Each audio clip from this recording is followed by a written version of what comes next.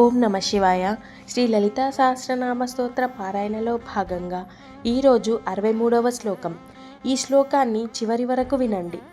సుప్త ప్రాజ్ఞాత్మిక తుర్యా సర్వావస్థా వివర్జిత సృష్టికర్త్రి బ్రహ్మరూప గోప్రే గోవిందరూపిణి. సుప్త అంటే మనం నిద్రలో ఉన్నప్పుడు కూడా మన ఆత్మలో మిగిలేటువంటి ప్రశాంతమైన చైతన్యం, అదే అమ్మవారి రూపం. ప్రాజ్ఞాత్మిక అంటే జ్ఞానము, అవగాహనము, చైతన్యము అన్నీ ఆమె నుంచే వచ్చేవన్నమాట.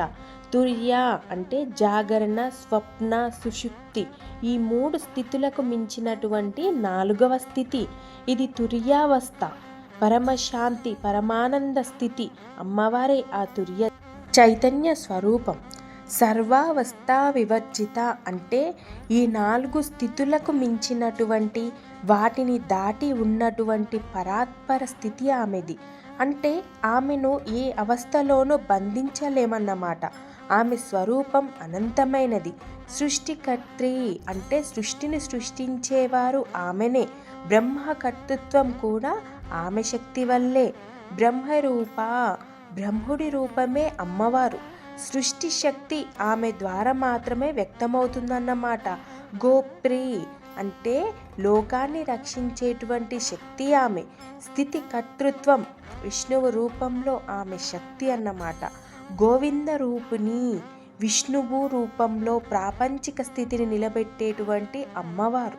సృష్టిని, రక్షణని, నియమాన్ని ఆమె చైతన్యమే నడిపిస్తుందన్నమాట.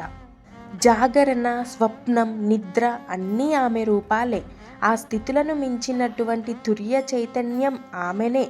ఆమె సృష్టికర్త, రక్షకురాలు. బ్రహ్మ, విష్ణు, శివ రూపాల్లో జగత్తును నడిపించేటువంటి ఆదిపరాశక్తి. ఈ శ్లోకం దేవిని సర్వస్థితులలోనూ వాటికంటే మించినటువంటి పరమ చైతన్యంగా పేర్కొనడం జరిగింది.